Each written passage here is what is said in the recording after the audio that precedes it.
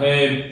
हे अर्जुन, मुझे इन तीनों लोकों में ना तो कुछ कर्तव्य है और ना कोई भी प्राप्त करने योग्य वस्तु अप्राप्त है, तो भी मैं कर्म में ही वर्तता हूँ।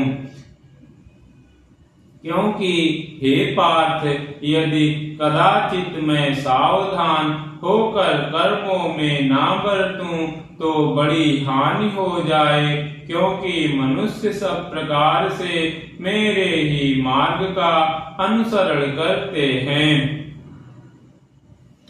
इसलिए यदि मैं कर्म ना करूं तो ये सब मनुष्य नष्ट भ्रष्ट हो जाएं और मैं संकरता का करने वाला होऊं तथा इस समस्त प्रजा को नष्ट करने वाला बनूं।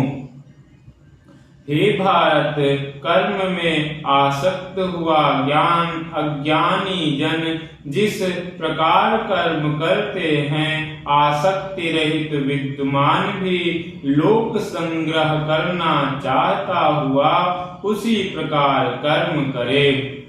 परमात्मा के स्वरूप में अटल स्थिति हुए ज्ञानी पुरुष को चाहिए कि वह शास्त्र विहित कर्मों में आसक्ति वाले ज्ञानियों की बुद्धि में भ्रम अर्थात कर्मों में अश्रद्धा उत्पन्न ना करे, किंतु स्वयं शास्त्र विहित समस्त कर्म भली भांति करता हुआ उनसे भी वैसे ही करवावे।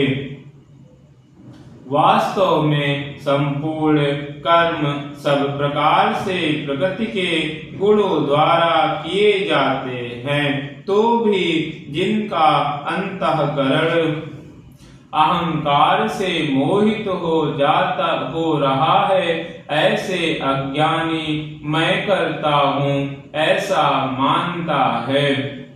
परंतु हे महाबाहो, गुण विभाग और कर्म विभाग के तत्व को जानने वाला ज्ञान योगी संपूर्ण गुण ही गुणों में बरत रहे हैं, ऐसा समझकर उनमें आसक्त नहीं होता।